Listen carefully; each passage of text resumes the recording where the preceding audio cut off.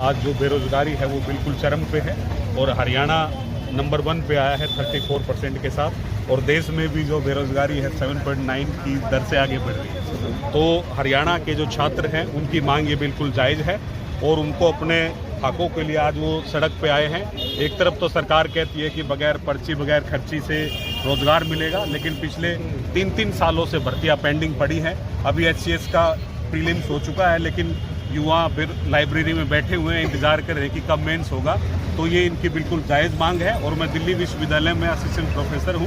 Doctor Ravi Mahindra मेरा नाम है और मैं इनके साथ हूँ। रोजगार छात्र युवा मोर्चा भिवानी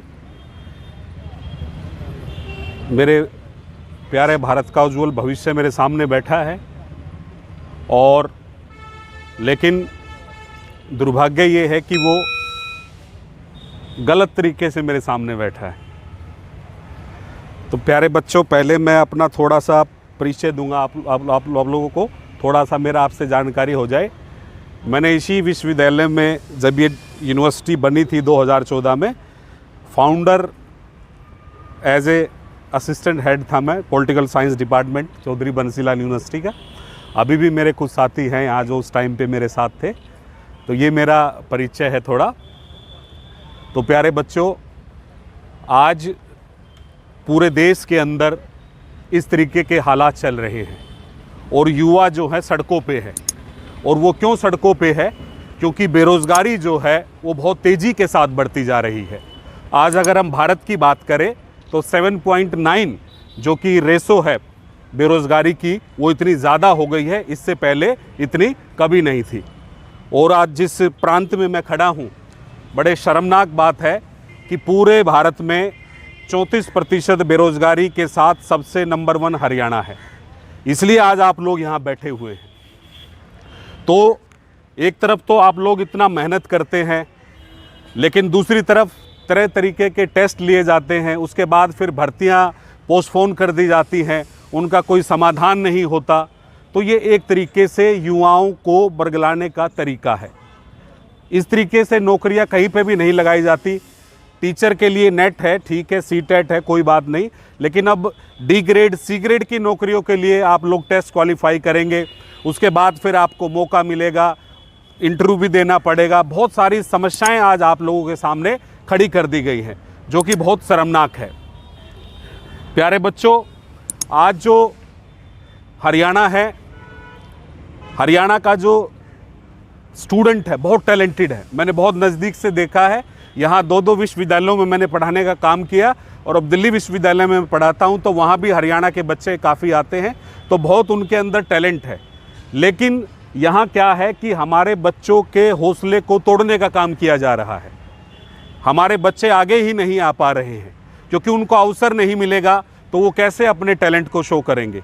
तो आज जो आप लोगों ने ये शुरुआत की है, मैं ये कहूँगा कि इस शुरुआत को आपको अंजाम तक पहुँचाना है। आप चाहे लाइब्रेरी में 10 घंटा बैठिए, 12 घंटा पढ़िए, उसका रिजल्ट नहीं आएगा। क्यों नहीं आएगा? अगर आपने कोई टेस्ट क्वालिफाई कर भी लिया तब भी सरकार आपको नौकरी नहीं देगी। इसलिए ज़रूरी है कि आज के जो हालात हैं, और आप ये भी समझ लीजिए पढ़ने वाले बच्चे हैं सभी, कि जो कोरोना है ये अभी जाएगा नहीं। इसने 3 साल ले लिए हैं और ये आगे भी चलेगा। तो ऐसा नहीं होना चाहिए कि जब एक तरफ इलेक्शन हो सकते हैं, एक तरफ चुनाव पूरे देश में जारी हैं और छात्रों के टेस्ट नहीं हो सकते, तो ये भी एक तरीके से क्या है, धोखा है छात्रों के साथ। तो आपको करना क्या होगा? आपको अपनी तैयारी भी करनी पड़ेगी और आपको लड़ना भी पड़ेगा। अगर आप लोग जिस तरीके से आज यहाँ भिवानी में इकट्ठा हुए हैं, इसी तरीके से अपना एक टीम बनाइए और बड़े स्तर पे अगर आप लोग इस तरीके का काम करते हैं, तो मेरा ये मानना है कि आप लोगों का जो मेहनत है, जो आपकी सक्सेस है, वो कामयाब भी होगी। अदरवाइज़ क्या होगा कि आप लोग पढ़ते रहिए, डिग्री लेते रहिए, आपको नौकरी नहीं मिलेगी। मैं आपको बता दूं।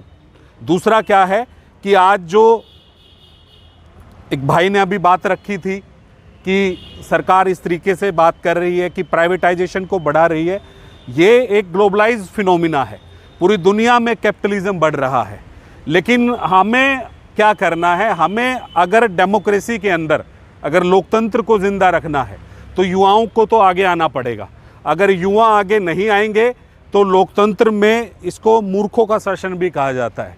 हमारे पॉलिटिकल साइंस के विद्यार्थी इन्होंने पढ़ा होगा, क्यों? क्योंकि इसमें जो छात्र हैं हमारे, जो युवा हैं, जो पढ़े लिखे हैं, वो आगे नहीं आते हैं। उनको आगे आना होगा। अगर आप लोग आगे आके अपने हक के लिए, अपने हकूक़ के लिए लड़ाई लड़ेंगे तो डेफिनेटली आपके अधिकार आपको मिलेंगे। तो मेरा आपसे यही पुनर्जोर निवेदन है कि प्यारे बच्चों, पढ़ाई भी करो, अपने अधिकारों के लिए भी लड़ो।